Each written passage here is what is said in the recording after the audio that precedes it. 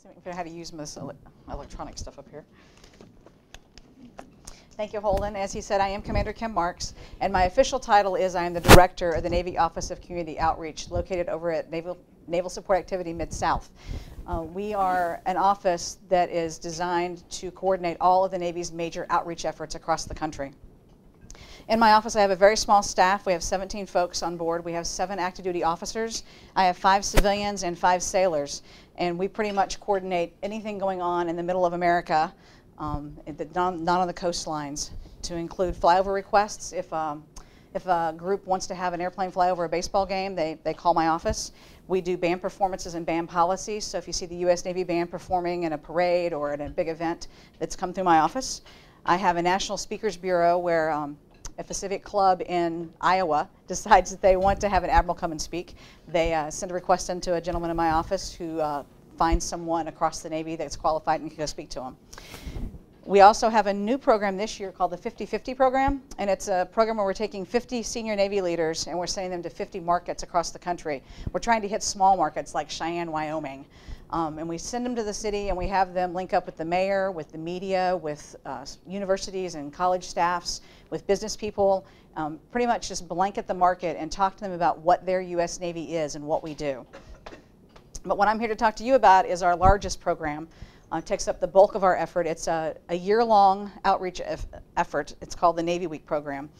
And it's an award-winning program. We did win this over Anvil last week. I'm very proud of my team for that. And it's designed to go out across the country and raise awareness and educate the American people on what their Navy does. We know folks like the military, but there's a gap in their understanding of what it is that we do. So we bring Navy Weeks out to folks in an attempt to bridge that gap.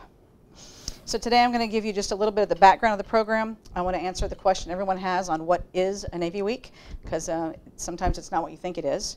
I'm going to step you through the 100,000-foot level of what planning and implementation, execution, evaluation of a Navy Week program looks like, and then I'll just give you a quick overview of where we are today. If I can figure out how to make the slides advance, we'll have it made. So kind of a scene setter on how we came to be what we are. Since the 1940s, Gallup has surveyed the American public about what they think about their military. 2 of the questions they ask is who's the most important to national defense and who is the most prestigious. We look at the most important military being what's our utility, and then prestige being what's our status in society. And as you can see from the red circle here, these are numbers from 2001, 2, 3, 4, and then last year. We had a significant drop in our utility, 8 percentage points from 2002 to 2004. And then we only bumped up a couple percentage points last year.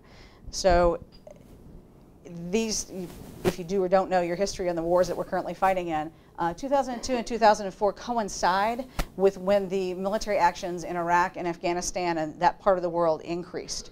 So in Americans' eyes, the Navy wasn't very important because we're evidently at sea, and these were landlocked countries. We also experienced a significant drop in our prestige that year, and I think we do come in last, I think behind the Coast Guard, and some people do or don't consider the Coast Guard to be a military unit. So what happened was our leadership looked at these numbers and they said, wow, this is not really good for us because, you know, people don't know what we do, they don't think we're important, you know, we have to fight for tax dollars, and you know, we're their investment. So what can we do about these numbers? How can we bring them up? Or can we even do anything about it? And then the other question they asked us too was, why are they like they are? So we all sat down and thought about it. As you can notice from the stars on the map, the stars kind of show you where the United States Navy is in America. And it makes sense that we are where? We're along the coastlines. Very little tiny presence in middle America. Unlike the Army and the Air Force who have bases scattered throughout the country, we're very much concentrated along the east and the west coast where we have bases with ships. And then we have a pretty significant presence at the Great Lakes, which is our training facility where, you know, if you're a sailor, you've gone through the Great Lakes to go to boot camp. So if you add that to the fact that less than 1% of the American population have served in any branch of the military, and Navy men and women make up a very small fraction of that 1% of the population. So whereas it used to be that, you know, that Bobby probably had an uncle, grandmother, cousin, brothers, sisters, someone who had served in a branch of the military, and maybe even the Navy. So they had that personal connection to know about the military and what it is we do. Now that's almost virtually gone. It's eliminated. And we all know from what we do in our business that those personal connections are the most influential and the most powerful connections. If you can get someone that talks about your brand and your product to their friends and their family, that's a trustworthy source. So that's who people will listen to. So we're looking at fewer people who know about us, and we're nowhere in the country where a ton of population is. So what are we going to do about it? So in 2004, the Chief of Naval Operations decided to stand up the Navy Office of Community Outreach. And he tasked us with kind of putting our arms around all the outreach efforts that were going on across the Navy and focusing our efforts to come up with a strategy to bring America's Navy home, to figure out how to reach the public in the middle of America. So much people sat down and thought about it. In fact, Ms. Betsy Bird here was one of the founding directors of NAVCO. And they thought about what is something we could do to bring the Navy into middle America. We can't bring ships there. What do we have? We have planes, we have sailors, we have equipment. We can bring that different places. So we came up with the Navy Week program. And the Navy Week program is a series of events over usually a week in a market. And then we bring in Navy assets and equipment. We bring in personnel from ships, we bring hometown sailors back home, and we bring in senior Navy leadership, usually flag officers, to do executive level outreach stuff. So I have a few slides I'll zip through to kind of give you a visual idea of what a Navy Week is. A Navy Week is music. It's the Navy Band. It's the Navy Band singing the national anthem. It's the Navy Band doing free concerts in the park or with other symphonies.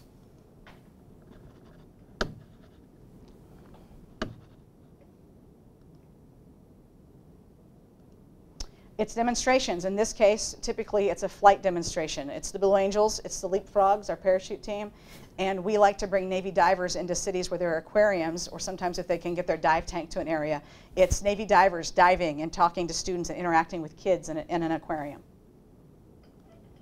It's community service. A lot of what we do, especially if we have a lot of sailors available, is community service in these cities. We hook up with Habitat for Humanity and we work on a project. We go to soup kitchens and feed the homeless. We bring in CBs and we build parks, we build bridges, we repair things. And we also have a program called Caps for Kids, where we take ball caps from commands across the country and we take them into hospitals, typically children's hospitals, and we give the caps to kids and we have sailors interact with them. And it's very rewarding personally for the sailors who do it, but it also is a lot of times kind of a neat thing for the children as well. It's sporting events, but not the fact that they're happening, the fact that the military, specifically the Navy, participates in them. We go into a town, typically like if we were in Memphis, what the Redbirds are, we would go to the Redbirds and we'd broach them with, hey, could we throw out the first pitch one night? Could we have sailors come in uniform and sit in a section? Could you maybe recognize some sailors on the field at the 7th inning stretch? Maybe we'll have the flag officer come down and he'll talk about the Navy and he'll enlist sailors or he'll re-enlist sailors or give awards on the field. Sometimes we can have the Leapfrogs jump into the stadium, which is always pretty cool. Or we'll have the color guard, at the very least, try and get the color guard out there on the field.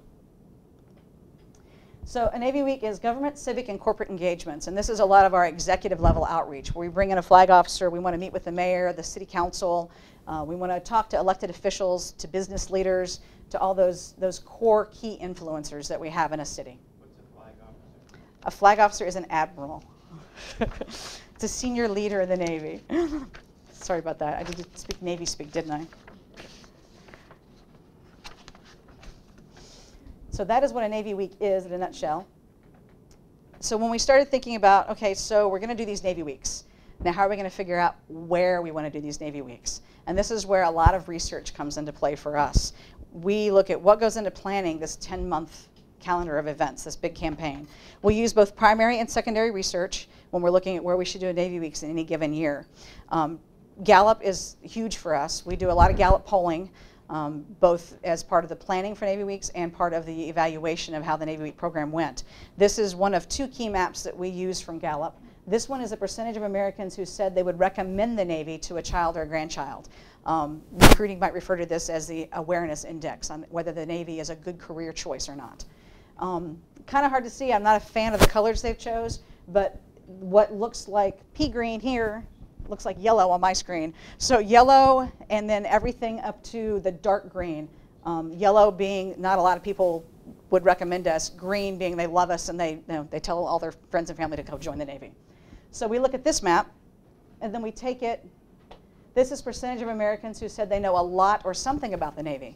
So the same color scheme plays out. The lighter the color, the less they know about us. The darker the color, they know a lot about us, or they think they do. So we take these two maps and we kind of put them side by side, and you can kind of figure out where it's going. We look at places where they don't know a lot about us and they don't want to recommend us, or maybe where they recommend us, but we don't know why they recommend us because they don't know a lot about us. And that's where we want to go and do outreach. It also lets us know where our friendly states are.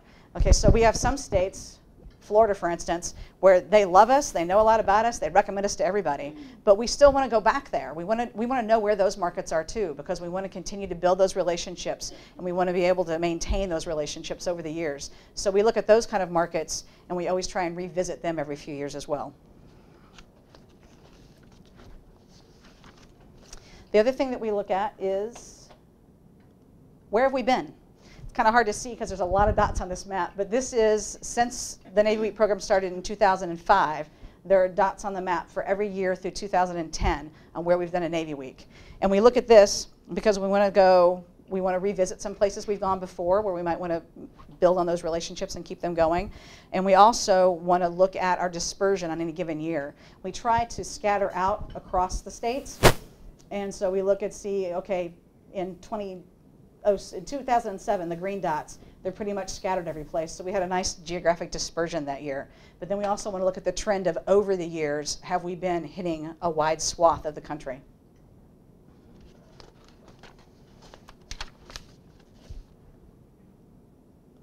And then the other thing we do is a lot of secondary research. So we look at the Blue Angels performance schedule. We have a role in helping develop that schedule. We work with recruiting very closely to help them figure out where they want to go do air shows. They're in great demand. We probably get 175 to 200 requests every year for the Blue Angels to come do a show. I'm not sure how many they do, but I think it's about 40 shows a year. So we look at where they're going, because if the Blue Angels are going to fly in an air show in Pensacola, Florida, what better time to do a Navy Week than when the Blue Angels are going to be in town, because they come with their own built-in following. So good big air show going on, Blue Angels are going to be flying, so we bring all the rest of the Navy in there and we kind of leverage off that. We look at what the Navy calls diversity markets, and there's an office in the Navy that looks at the diversity markets across the country, and we try to do at least 5 Navy Weeks a year in priority to diversity markets for recruiting, so that we're making sure that we get a diverse audience to hear about the Navy. We also look at DMA and MSA and market size. We try to go to higher DMAs, mainly because if you go to a really small market, if we go to like the Cheyenne, Wyoming market, which who knows what their DMA is, I think it's way up there though, there's just not the media there, there's not the audience there for us to tell the story to, so we're not going to get as much bang for our buck if we go to those markets. And then the last thing we do is we literally get online to all these cities we think would be great to go do Navy Weeks at, and we go, okay, what's going on in that city and when? You know, is there a state fair in Oklahoma City in August? Is there a maritime festival going on in some city that we want to go be part of? And so we look at all those types of events that would be really good for us to possibly partner with. And so that would be a really good reason for us to pick, you know, Oklahoma City in August, because that's where the Oklahoma State Fair is. And wow, that's a really good place where we could have recruiting people come in, the leapfrogs jump, band play. So those are the kind of things that we put into figuring it out. The last thing we did, and this very rarely changes, but we sat down and we looked at who are our audiences in these markets? Who are we trying to reach? And you'll see the general public is our last audience, and I'll talk to that in a second. Our main audience are the key influencers in the city. We want to be out talking to elected officials, civic leaders, business leaders, educators, the media. We always try to do veterans events, because although it's kind of self-talk, talking to veterans, a lot of these guys are very involved in their communities, and some of the older veterans have lost touch with what their Navy is these days. They can relate to the World War II Navy, but they may not necessarily know what we're about today. And they are great spokespeople for our message. You know, we can educate them on what the current Navy's doing, and they love the Navy, they love the service that they did, and they will go out and tell everybody about it. So you always want to hit your veterans market. And then general public, we hit them with the media, and if we're doing an air show, we can bring them in. But in reality, a Navy Week, the types of events that we do, aren't really open to the general public. You know, when I have a when I have the Chief of Naval Operations go to Sears and sit down with the CEO and the board of Sears to explain to them why having the sea lanes open for international trade is very important and the role the Navy plays in that, we're not going to invite the general public to come in and talk, to hear that. That's why the air shows are important, but our hope is that that CEO of Sears then and his board members are going to go out and they're going to talk to their friends who talk to their friends, kind of the trickle effect.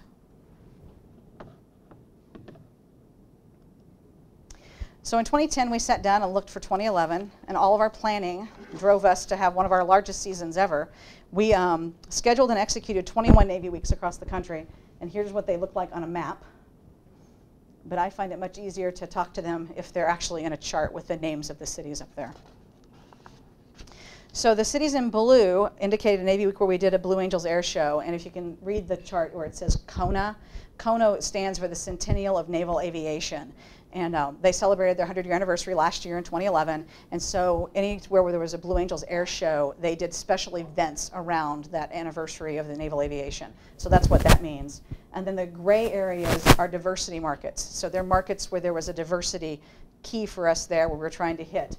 So in the very, San Antonio with the Latin market and Hispanics. So we wanted to make sure we tried to get Spanish-speaking sailors to go to that market so that we could also talk to those people and hit that media market as well. And 2011 had some pretty good highlights for us. We had 14% of the Navy's senior flag officer inventory participate in Navy Weeks, which are 47 flag officers. It's the first time we tried to do a statewide Navy Week in Mississippi, which was actually pretty successful. We hit all the major cities in the state. The Secretary of the Navy participated in his very first Navy Week in Mississippi. We did a regional Navy Week up in New England where we based out of Boston. Actually, it was not Boston, it was Springfield, Massachusetts, where they have this huge regional fair. So we based out of that, and then we hit Boston. We sent sailors up to Connecticut. We did things in Rhode Island. We did things in Connecticut. We kind of did all of the region. So that was a very successful event for us. But the biggest thing we did in 2011 was we brought an aircraft carrier to the city of Los Angeles, and we did a Navy Week with an aircraft carrier, and it was the biggest Navy Week ever in the history of Navy Weeks. And it was a very good experiment, but I don't know that we'll do that again. We kind of bit off more than we could chew. But it was a very good event.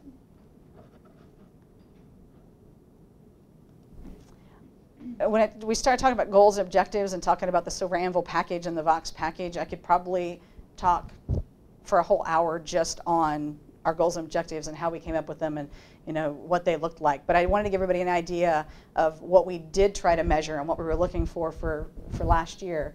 So we had all the 2010 information, so we had a lot of data from 2010 that we could kind of gear off of. And we decided that what we wanted to do for 2011 was increase our attendee satisfaction by 5% over 2010.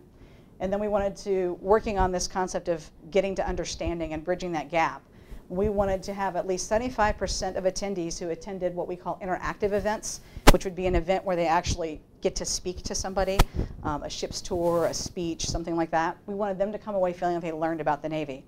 And if you attended a demonstration event, like a Blue Angels air show or a Navy band concert, we wanted 50% of the people who left that event when they were walking out the door to say, I feel like I learned something more about the Navy. I know more now than I did when I came in the door a while ago.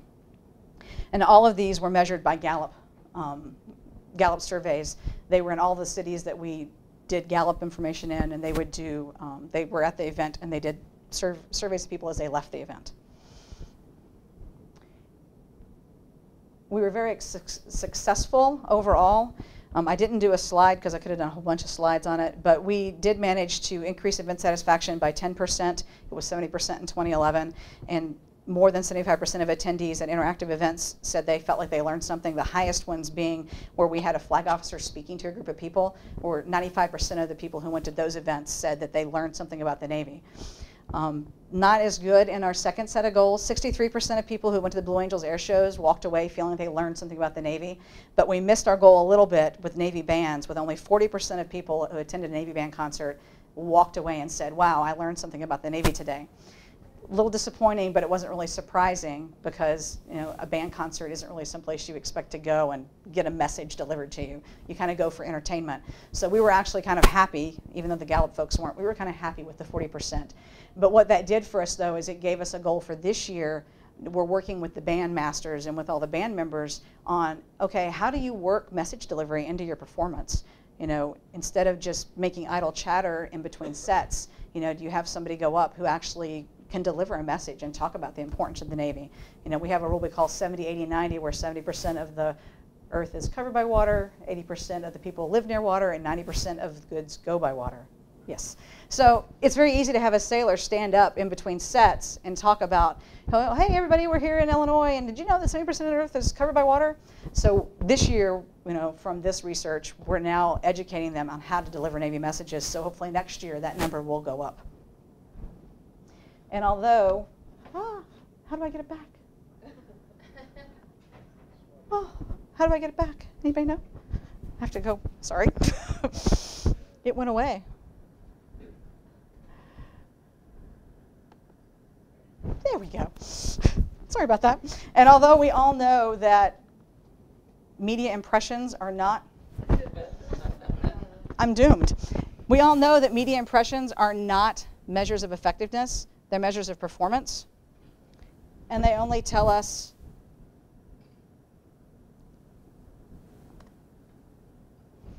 see if I can make it work now. So we all know that measures of performance don't really tell us a whole lot. It tells you how many media impressions you got. It doesn't really tell you if your message was received, if it's going to be, if it doesn't tell you if it was received, if it resonated, if they remember it, nothing at all.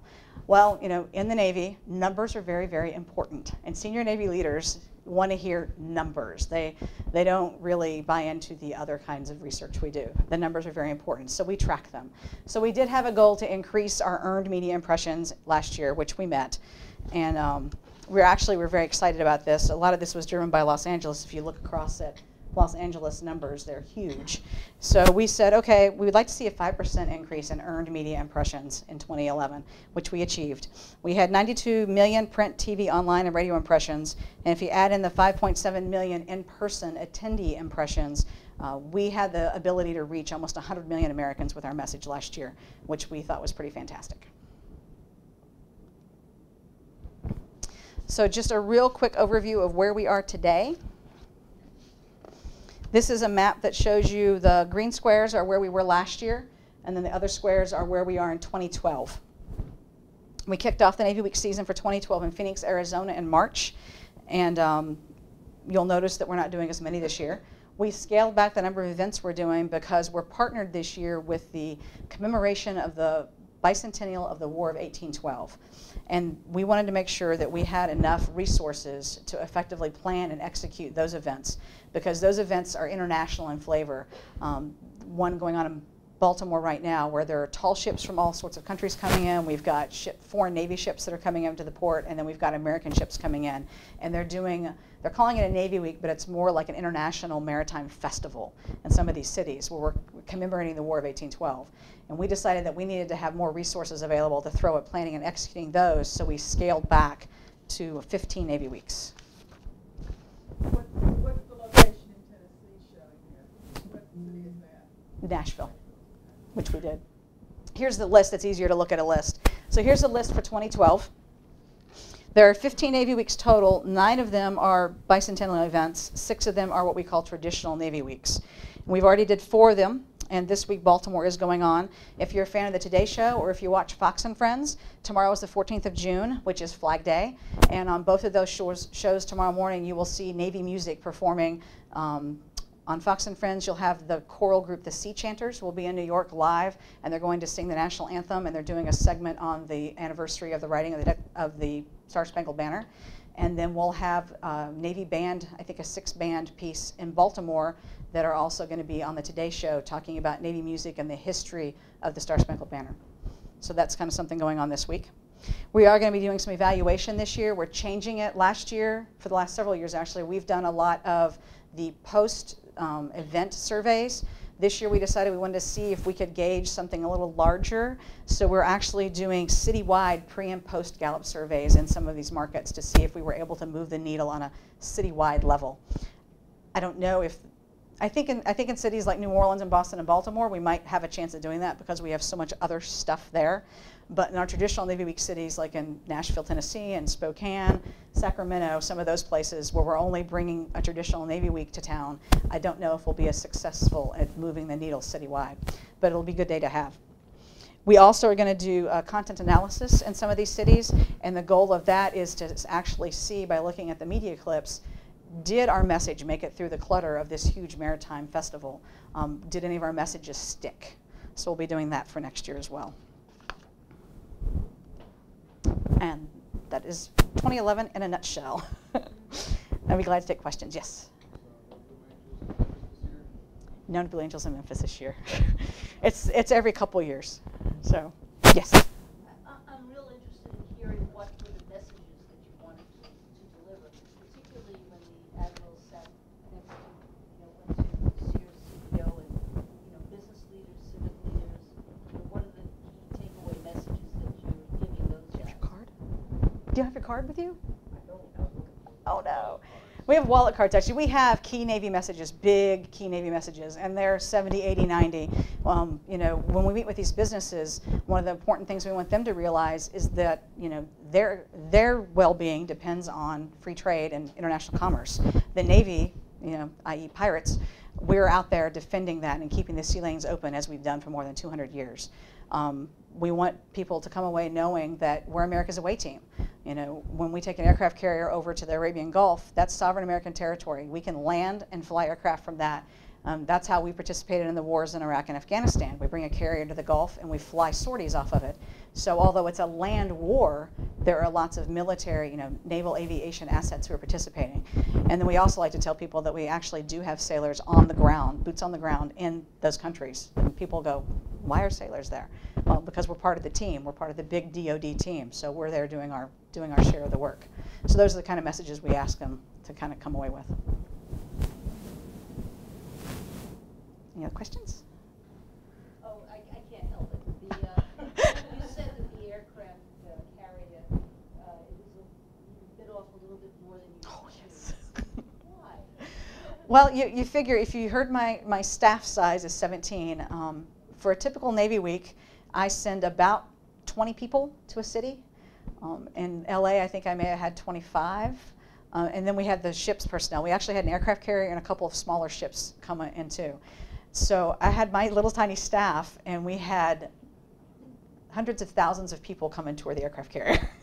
And it's not something we normally do. Normally my staff is very focused on doing these nice outreach events where we, a lot of them are small level events, they're not big general public events. I myself don't have anyone on my staff that is operationally adept at talking about how much pier space you need and all the logistics of bringing a ship into port. And a lot of folks look to us to talk that with the city because we were planning the event. So this year there are ships involved in all the events that are War of 1812, and we learned our lesson. So we partnered we're actually supporting those events. We're not planning those events. We don't own them. We're working with the operators, we call them, the ship drivers of the world, to let them plan all that part of it, and then we're coming in and planning the outreach events on top of it. So that was way more than we could chew. I mean, the headlines were Carmageddon because there was so much traffic backed up waiting to go see the aircraft carrier that people were waiting for 3 or 4 hours in line just to get to the pier. And and a lot of that's out of our control. We don't control access to the pier. We don't control the traffic patterns. But of course they looked to us and said, well, fix it, make it stop. So it was a good event though. A lot of people came. I was very pleased to see a lot of social media in LA, and we actually had some really good Facebook posts from folks who were like, I waited 3.5 hours to see the carry, and oh boy, was it worth it. So it gave us all a really good feeling to know that even though they had to wait, and it was probably a little warm in July in LA, and we did what we could, and the port did what they could to help us out, even though they had to wait that long. Once they got on board the ship and got to talk to sailors and see the equipment and see what we do, they thought it was worth the wait. So that was very rewarding. Yes? Information that you would have about the relationship of the television show NCIS to your goals. I was just sitting here thinking, I wonder if that's helpful, or if there's any way that you can use that, or is it just kind of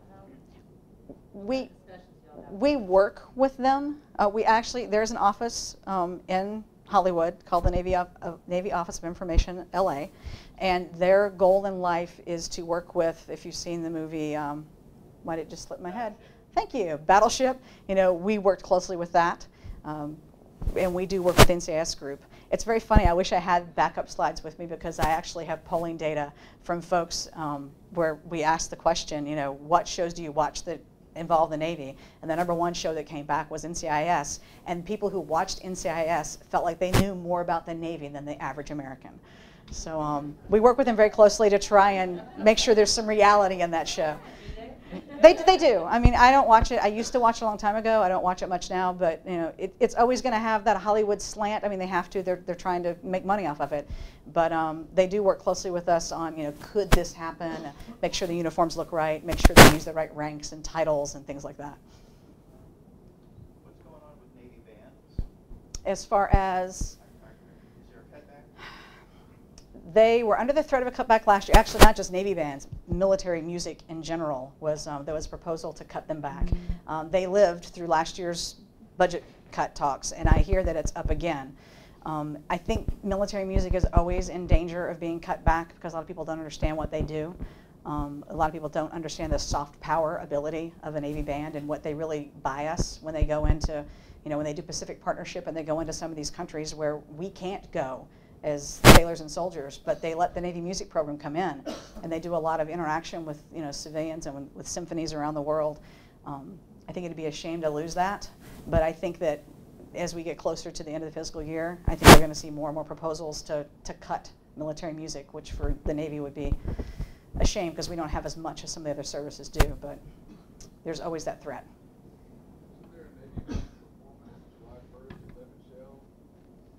I don't know, there might be. I know they're doing a big, what used to be the base in Millington, now it's Navy Lake, which is civilian. They're doing a huge July 4th bash there on July 3rd, and the Navy band will be playing there, and there'll be fireworks choreographed to the Navy band music. I haven't seen their performance schedule locally, but they might be. Yeah, they're awesome too. I love going to hear the Navy bands play. So, yes, Betsy. Can you say a little bit about the role of your reserve folks in the Navy community? I can. I didn't know quite how to fit into the presentation, but we do have a reserve unit, if you're familiar with what reservists are, the folks who drill and do 2 weeks a year. In fact, Lieutenant Jessica Berry over here is a reservist who's on my staff here doing a week with us right now. So I have a reserve unit that's about 40 people that help us plan and execute Navy weeks. They do their drills in their hometowns. It's a lot of work you can do from the house, and they come to Millington twice a year, and we get together as a big group and we talk about, you know, the strategy and the calendar and how to do things. We couldn't do Navy weeks without them. And then the other piece of, I like to say we have a triad to do a Navy week. To execute a Navy week, my little group of 15 people can't do a Navy week when we go to a city. But there are Navy recruiting districts and Navy recruiting offices across the country, and there are what are called NOSCs, which are Navy Operational Support Centers, and they used to be called reserve centers. So they're the administrative support for all the reserves around the country because they live all over the world. So when we go into a city, we depend on the reserve force, our unit, the reserve force from that NOSC, and then the recruiting district, all their sailors and their assets. We utilize a lot of recruiting assets like their Suburban and their simulator. We depend on those three pieces to execute the Navy week. So we could not do it without Navy recruiting and without the reserve force. We also have a contractor that we use, a support contract that we use for some in-city planning capabilities that I don't have. We try and hire someone who lives in that city to kind of work media relations and things for us as we get close to the event starting. That answer it? Well, thank you very much for your time. I hope you learned a little bit about the Navy Weeks.